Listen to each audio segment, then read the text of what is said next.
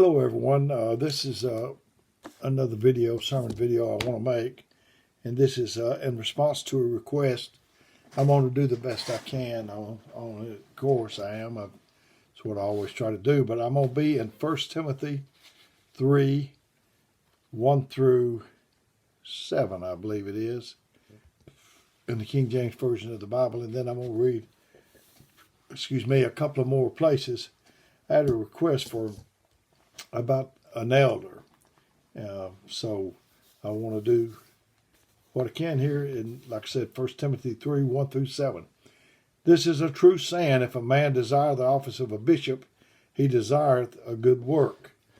A bishop must be blameless, the husband of one wife, vigilant, sober, of good behavior, given to hospitality, apt to teach, not given to wine, no striker, not greedy of filthy lucre, but patient, not a brawler, not covetous, one that ruleth well his own house, having his children in subjection with all gravity.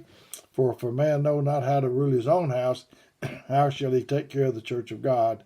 Not a novice, lest being lifted up with pride, he fall into condemnation of the devil.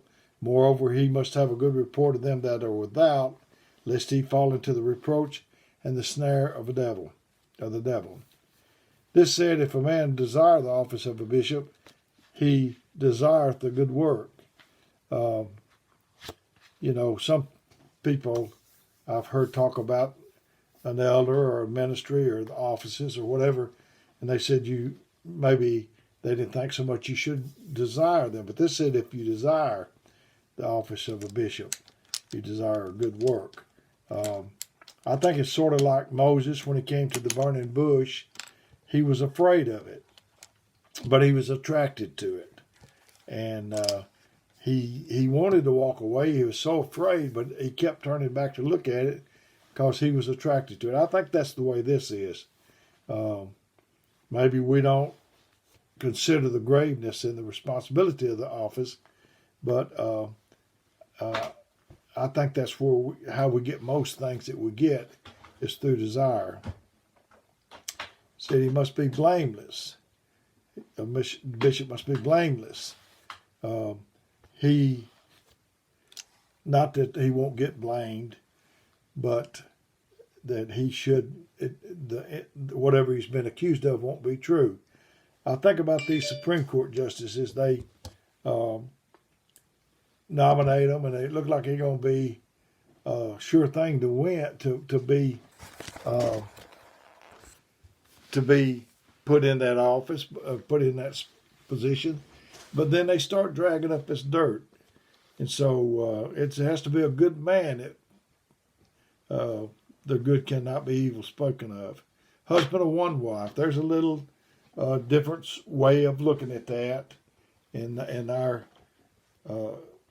Some people think that if they've died and their wife, if they're married and their wife dies, then that disqualifies them from being elder. I don't personally feel that way, but if you do, I respect your position. But vigilant, he said, must be blameless, vigilant. That's keeping a careful watch for possible dangers or difficulties. He needs to be a hedge. He needs to fill the gap, like watching out for his children in traffic, on the street. He needs to be the fence around, protected. Sober, vigilant, sober. When I first became a child of God, I was talking to another child of God that was older, wiser, and I said, I don't want to do anything. I don't want to do nothing that the Lord's not in. I want to be sober, yada, yada, etc., etc. And he stopped me and he said, it's just as much in not doing what the Lord wants you to do as doing what he don't want you doing. So we look at it all to one tilt, that we don't want to do nothing he's not in, but we surely want to do what he is in. Good behavior, that's sober, and of good behavior, given to hospitality, and I've already shared with you that our church, that's one of our things that we stress is hospitality. apt to teach. He needs to be teachable and be able to teach. And he must speak the truth in love. I've noticed. I remember back when I was young in the Lord, and I sat around people that were older in the Lord than I was. I dared not speak. I listened, because you could listen. He said, "If any man hath if any man hath an ear, let him hear." You learn more listening.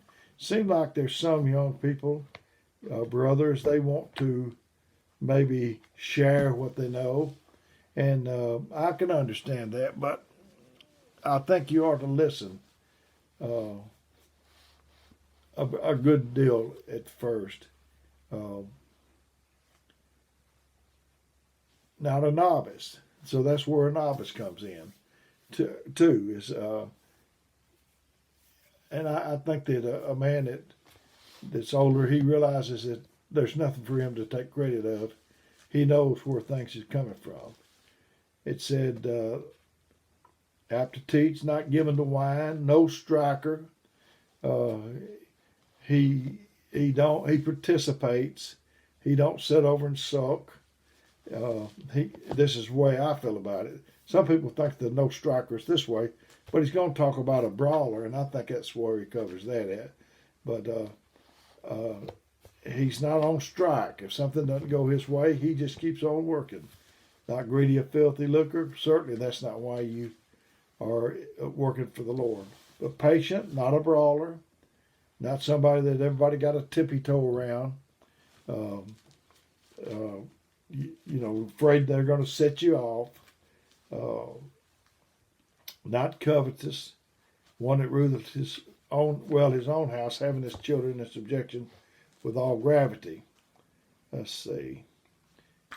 And then in Titus 1:6-9 says, if any man be blameless, the husband of one wife, having faithful children, not accused of riot or unruly, for a bishop must be blameless as the steward of God, not self-willed, not soon angry. I did a video on the danger of anger. You can't be a man that just be set off by anything. No striker, not given to filthy look, but a lover of hospitality, a lover of good men, sober, just, holy tempered, holding fast the faithful word, as he has been taught, that he may be able to, by sound doctrine, both to exhort and to convince the gainsayers. An elder, he's watching out for the flock. If a person claims to be an elder, I think we'll know it. I don't think one's going to come out of left field. I think a young man, he told him to have a pattern of good works. I think that he'll be looking towards that one day. That's his, where he's trying to get to, is to be an elder. And like I say, and if I had a white mule and I put black stripes on it, do I have a zebra? No, I don't. If I take a black horse and put a black mule and put white stripes on it, do I have a zebra? No, I do not. If you say that you're an elder and you have the same right with me, if I say I'm one, we need to see stripes. 1 Peter 5:1-7 says, the elders which are among you, I exhort, whom also an elder, a witness of the sufferings of Christ, and the partaker of the glory that shall be revealed. Feed the flock of God which is among you, taking the oversight thereof, not by constraint, but willingly, not for filthy lucre, but of a ready mind, and neither being lords over God's heritage, but being ensamples to the flock. And when the chief shepherd shall appear, ye shall receive a crown of glory that fadeth not away. Likewise, ye younger, submit yourself unto the elder. Yea, all of you be subject one to another, and be clothed with humility. Humility, sometimes I'll ask my wife, does this go with this, or does that go with that? Humility looks good with anything, if you're clothed with humility. For God resisteth the proud, and giveth grace to the humble. Humble yourselves therefore under the mighty hand of God, that he may exalt you in due time, casting all your care upon him, for he careth for you. So the elders are very important office in the church. I know one place. I believe it was Paul said he was an apostle and a servant, something like that. So we're all servants, and you have to earn your stripes, and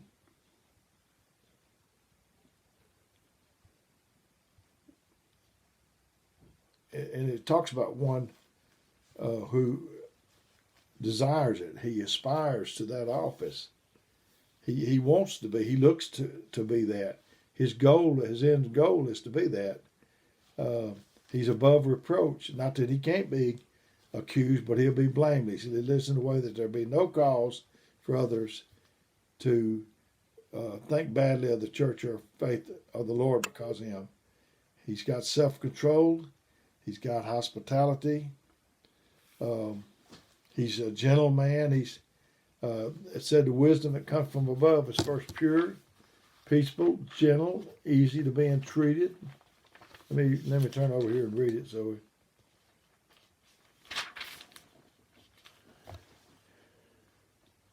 But the wisdom is from above is first pure and peaceful, gentle, easy to be entreated, full of mercy and good fruits, without partiality and without hypocrisy. And the fruit of righteousness is sown in peace in them that make peace. I think an elder, he don't have to know all the answers right away, but I believe I would prefer if somebody came to an older child of God or elder, he must be able to keep things in confidence. He don't need to destroy it all over the country, or he don't.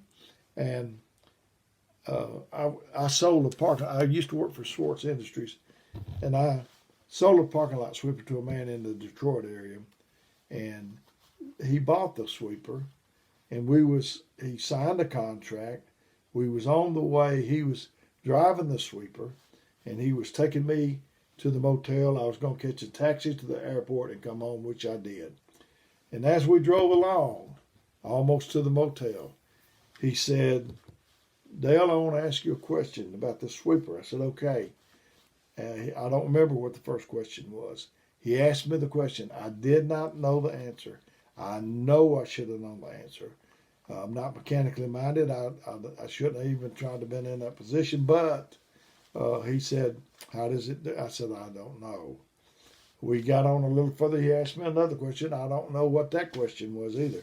But I said, "I don't know." And finally, I remember the third question he asked me.